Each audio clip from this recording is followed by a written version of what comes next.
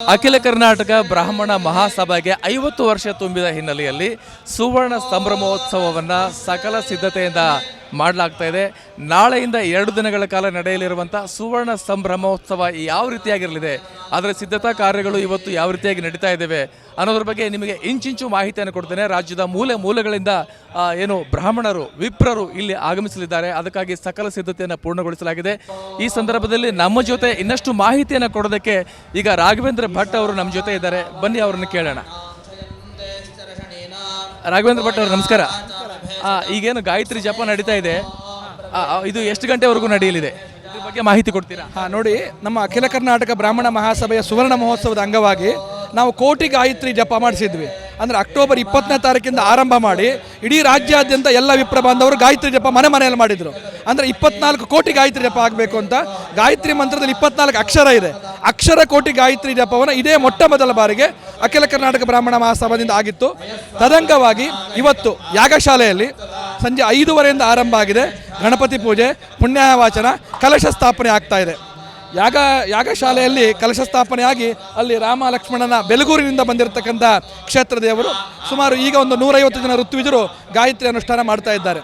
ನಾಳೆ ಬೆಳಗ್ಗೆ ಸರಿಯಾಗಿ 5:30ಗೆ ಇದೇ ಯಾಗಶಾಲೆಯಲ್ಲಿ 1,00,000 ಗಾಯತ್ರಿ ಹೋಮ. ಇಲ್ಲಿ 5 ಹೋಮದ ಕುಂಡ ಇದೆ. 5 ಹೋಮದ ಕುಂಡದಲ್ಲಿ ಒಂದೊಂದು ಹೋಮದ ಕುಂಡದಲ್ಲಿ 100 ಜನ ಋತ್ವಿಜರು, 20 ಜನ ಋತ್ವಿಜರು ಕೂತ್ಕೋತಾರೆ. ಒಟ್ಟು ಸುಮಾರು 500 ಜನ ಋತ್ವಿಜರು ರಾಜ್ಯದ ಬೇರೆ ಬೇರೆ ಜಿಲ್ಲೆಯಿಂದ ಬರ್ತಾ ಇದ್ದಾರೆ. ಚಿಕ್ಕಮಗಳೂರಿಂದ ಬರ್ತಾ ಇದ್ದಾರೆ, ಗದಗಿಂದ ಬರ್ತಾ ಇದ್ದಾರೆ, ಹಾಗೆ ಬೀದರಿಂದ ಬರ್ತಾ ಇದ್ದಾರೆ. ಎಲ್ಲ ಜಿಲ್ಲೆಯಿಂದ ಋತ್ವಿಜರು, ದೊಡ್ಡ ದೊಡ್ಡ ಪಂಡಿತರು ಈ ಒಂದು ಯಾಗಕ್ಕೆ ಸೇವಾ ರೀತಿಯಲ್ಲಿ ಬರ್ತಾ ಇದ್ದಾರೆ. ನಾವು ಯಾವುದೇ ದಕ್ಷಿಣೆ ಕೊಡ್ತಾ ಇಲ್ಲ ಅವರಿಗೆ.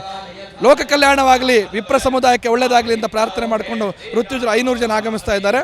6 ಗಂಟೆಗೆ ಸರಿಯಾಗಿ ಗಾಯತ್ರಿ ಯಾಗ ಇಲ್ಲಿ ಆರಂಭ ಆಗುತ್ತೆ. ಈ ಯಾಗಶಾಲೆಯಲ್ಲಿ 8:30ರಿಂದ 9 ಗಂಟೆ ಒಳಗಡೆ ಶೃಂಗೇರಿ ಜಗದ್ಗುರುಗಳಾದಂತಹ ಶ್ರೀ ಶ್ರೀ ವಿಧುಶೇಖರ ಭಾರತಿ ಸನ್ನಿಧಾನಗಳವರ ಈ ಒಂದು ಯಾಗಶಾಲೆಗೆ ಚಿತ್ತೈಸ್ತಾ ಇದ್ದಾರೆ. ಅವರ ದಿವ್ಯ ಸಾನ್ನಿಧ್ಯದಲ್ಲಿ ಯಾಗದ ಮಹಾಪೂರ್ಣಾಹುತಿ ನೆರವೇರ್ತದೆ. ಖಂಡಿತವಾಗಿ ಜಗದ್ಗುರುಗಳು ಆಗಮಿಸ್ತಾ ಇರೋದು ಇಡೀ ವಿಪ್ರ ಸಮುದಾಯದ ಒಂದು ನಮ್ಮೆಲ್ಲರ ಸೌಭಾಗ್ಯ ಅಂತ ನಾನು ಈ ಸಂದರ್ಭದಲ್ಲಿ ಹೇಳಲಿಕ್ಕೆ ಇಚ್ಛೆ ಪಡ್ತೇನೆ. ತದನಂತರ ಸಭಾ ಕಾರ್ಯಕ್ರಮ, ಗುರುಗಳಿಂದ ಆಶೀರ್ವಚನ ಕಾರ್ಯಕ್ರಮ ಇದೆ. ಧನ್ಯವಾದಗಳು. ವೀಕ್ಷಕರೇ, ಈಗ ಪ್ರಧಾನ ವೇದಿಕೆ ಅಂತ ಹೋಗೋಣ. ನಾವೀಗ ಪ್ರಧಾನ ವೇದಿಕೆಯ ಮುಂಭಾಗದಲ್ಲಿದ್ದೀವಿ. ತಾವೀಗ ದೃಶ್ಯದಲ್ಲಿ ನೋಡಬಹುದು, ಬೃಹತ್ ಆದಂಥ ಒಂದು ವೇದಿಕೆಯನ್ನು ನಿರ್ಮಾಣ ಮಾಡಲಾಗಿದೆ. ಇಲ್ಲಿ ಸುಮಾರು 13ರಿಂದ 15 ಸಾವಿರ ಜನರಿಗೆ ಕುಳಿತುಕೊಂಡು ಈ ಕಾರ್ಯಕ್ರಮವನ್ನು ವೀಕ್ಷಿಸೋದಕ್ಕೆ ಒಂದು ಆಸನದ ವ್ಯವಸ್ಥೆಯನ್ನು ಕೂಡ ಕಲ್ಪಿಸಲಾಗಿದೆ. ನೀವೀಗ ದೃಶ್ಯದಲ್ಲಿ ನೋಡಬಹುದು. ನಾಳೆಯಿಂದ ನಡೆಯಲಿರುವಂಥ 2 ದಿನಗಳ ಕಾರ್ಯಕ್ರಮದಲ್ಲಿ ಕೇಂದ್ರ ಸಚಿವರಾದಂಥ ರಾಜನಾಥ್ ಸಿಂಗ್ ಆಗಿರ್ಬೋದು, ನಿತಿನ್ ಗಡ್ಕರಿ ಅವರಾಗಿರ್ಬೋದು, ಹಾಗೆಯೇ ಮಹಾರಾಷ್ಟ್ರದ CM ಫಡನ್ವೀಸ್ ಆಗಿರ್ಬೋದು, DCM ಸಿಂಧೆ ಅವರಾಗಿರ್ಬೋದು, ಮತ್ತು ಇವರನ್ನು ಒಳಗೊಂಡಂತೆ ಇನ್ನಿತರ ರಾಜ್ಯಗಳ ಬ್ರಾಹ್ಮಣರ ಅಂದರೆ ವಿಪ್ರ ಸಂಘಟನೆಗಳಲ್ಲಿ ಪ್ರಮುಖರಾದಂಥವರು, ಗಣ್ಯರು, ಸಾಧಕರು ಇಲ್ಲೆಲ್ಲರೂ ಕೂಡ ಬಂದು ಈ ಒಂದು ಕಾರ್ಯಕ್ರಮದಲ್ಲಿ ಶೋಭೆ ತರುವಂತೆ ಮಾಡಲಿದ್ದಾರೆ. ಮತ್ತು ಬ್ರಾಹ್ಮಣರ ಸಮಸ್ಯೆಗಳು, ಸವಾಲುಗಳು, ಅವರ ಒಂದು ಧ್ಯೇಯೋದ್ದೇಶ ಅಥವಾ ಧ್ಯೇಯ ವಾಕ್ಯ ಇದೆ ಅಲ್ವಾ, ಅಂದರೆ ಸಂಘಟನೆ, ಸ್ವಾವಲಂಬನೆ ಮತ್ತು ಸಂಸ್ಕಾರ, ಇದರ ಅಂಗವಾಗಿ ಸಾಕಷ್ಟು ಚರ್ಚೆಯನ್ನು ನಡೆಸಲಾಗ್ತಾ ಇದೆ. ಬ್ರಾಹ್ಮಣರು ಎದುರಿಸ್ತಾ ಇರುವಂಥ ಒಂದು ಸಮಸ್ಯೆಗಳಿಗೆ ಉತ್ತರ ರೂಪದಲ್ಲಿ ಈ ಒಂದು ಕಾರ್ಯಕ್ರಮ ನಡೆಯಲಿದೆ. ಮತ್ತು ಹಾಗೆ ಬ್ರಾಹ್ಮಣರ ಶಕ್ತಿ ಏನು, ಈ ದೇಶಕ್ಕಾಗಿ ಬ್ರಾಹ್ಮಣರು ಕೊಟ್ಟಿರುವಂಥ ಇಲ್ಲಿವರೆಗೆ ಕೊಡುಗೆ ಏನು, ಅದೆಲ್ಲವೂ ಕೂಡ ವಿಸ್ತೃತವಾಗಿ ಚರ್ಚೆ ಆಗಲಿದೆ ಇದೇ ಪ್ರಧಾನ ವೇದಿಕೆಯಲ್ಲಿ. ಇನ್ನು ಇದರ ಮುಂಭಾಗದಲ್ಲಿ ಒಂದು ಸಣ್ಣ ಇನ್ನೊಂದು ವೇದಿಕೆ ಇದೆ. ಇದು ಪ್ರಧಾನ ವೇದಿಕೆ. ಇದರ ಮುಂದೆ ಇರುವಂಥ ಇನ್ನೊಂದು ವೇದಿಕೆಯಲ್ಲಿ ಸಾಂಸ್ಕೃತಿಕ ಚಟುವಟಿಕೆಗಳು, ಕಾರ್ಯಕ್ರಮಗಳು, ಗಾಯನ ಇವೆಲ್ಲ ನಡೆಯೋದಕ್ಕೆ ಅಲ್ಲಿ ವ್ಯವಸ್ಥೆಯನ್ನು ಕಲ್ಪಿಸಲಾಗಿದೆ.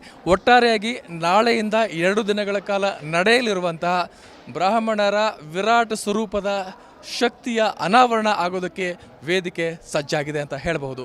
ಕ್ಯಾಮ್ರಾ ಪರ್ಸನ್ ಪ್ರೇಮ್ ಶೇಖರ್ ಜೊತೆ ನಾನು ಚನ್ನವೀರ್ ಸಗರ್ನಾಳ್, ಸಂಯುಕ್ತ ಕರ್ನಾಟಕ ಡಿಜಿಟಲ್ ಮೀಡಿಯಾ, ಬೆಂಗಳೂರು.